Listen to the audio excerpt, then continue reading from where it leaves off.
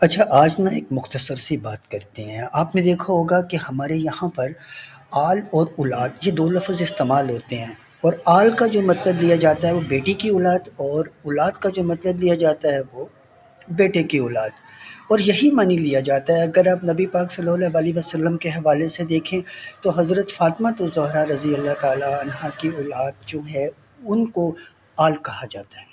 یہ آپ لوگ سمجھتے ہیں، اس پر زیادہ ڈیٹیل کرنے کی ضرورت نہیں ہے۔ میں اس ضمن میں آپ کے لیے ایک سوال چھوڑے جا رہا ہوں، اس کو سرچ آؤٹ کرنا آپ کا کام ہے، آپ نے غور کرنا ہے۔ اب ذرا درود شریف کی طرف آئیے۔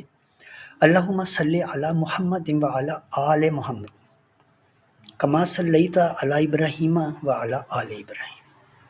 اللہم بارک علی محمد و علی آل محمد کما بارکت علی ابراہیم و علی آل ابراہیم۔ کہ اے اللہ تو رحمت عطا فرما، تو برکت عطا فرما نبی پر، نبی کی آل پر، یعنی کہ نبی کی بیٹی کی آگے اولاد پر۔ لیکن جب ابراہیم علیہ السلام کی بات آتی ہے کہ تو برکت عطا فرما حضرت ابراہیم علیہ السلام پر اور ان کی آل پر، تو حضرت ابراہیم علیہ السلام کی کوئی بیٹی نہیں تھی، ان کے دو بیٹے تھے، آپ لوگ جانتے ہیں، ایک اسماعیل تھے اور ایک اسحاق تھے۔ تو اب یہ سوچنا اور جاننا آپ کا کام ہے کہ پھر آل کا اصل معنی کیا ہے اور یہ کس ضمن میں استعمال ہوتا ہے۔